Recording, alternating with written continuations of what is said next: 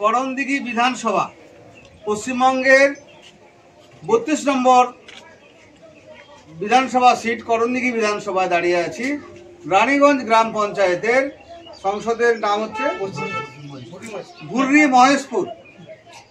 একটাই বাড়ি, এখানে যেহেতু বিহার বর্ডার, এখানে দুদিকে এই দুজন স্বামী স্ত্রী, আর এরা দুজন স্বামী স্ত্রী। এরা দুজন হচ্ছে পশ্চিমবাংলার ভোটার, এরা দুজন হচ্ছে বিহারের ভোটার। আপনাদের নাম কি? সোগেনলাল যাদব। সোগেনলাল যাদব এবং মাংনি দেবী, এরা দুজন হচ্ছে বেঙ্গলের ভোটার। একটাই বাড়ি। তোমার নাম কি? সুভাষ যাদব। আর স্ত্রীর নাম?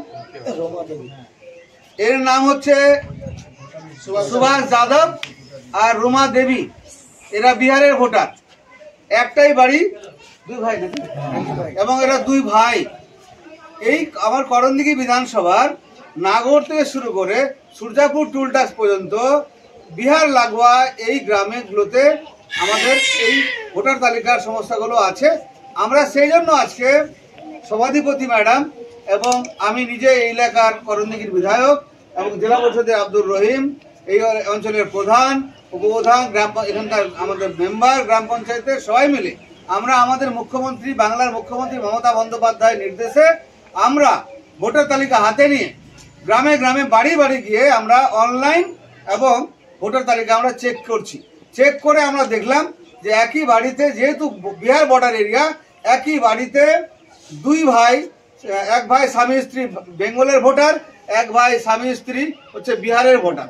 এইগুলো আমরা চেকিং করছি যাতে একই এপিক কার্ডে অন্য কোনো ভোটার না ঢুকে যায় এবং কোনো যাতে বেনিয়ম যাতে ভোটার তালিকায় না থাকে, তার জন্য আমাদের মুখ্যমন্ত্রীর নির্দেশে আমরা কিন্তু এই প্রচারটা আমার বিধানসভার প্রায় 270টি বুথে আমরা আমাদের কর্মীদেরকেও নির্দেশ দেওয়া হয়েছে। অঞ্চল প্রেসিডেন্ট এবং বুথ প্রেসিডেন্ট, প্রধান, উপপ্রধান, পঞ্চায়েত সমিতি, জেলা পরিষদ সমস্ত কর্মীকে, যুব, ছাত্র, মহিলা, আইএনটিটিউসি, কিষাণ, মাইনরিটি, এসসি এসটি সমস্ত ডিপার্টমেন্ট, শাখা সংগঠনকে আমরা দায়িত্ব দিচ্ছি। এরা বাড়ি বাড়ি গিয়ে ভোটার তালিকা সাফাই অভিযান, মানে কারচুপি সাফাই অভিযান আমাদের কিন্তু আজ থেকে শুরু হলো এবং আমাদের প্রত্যেক দিন আমাদের বিভিন্ন বুথে বুথে কিন্তু এই কাজ চলবে।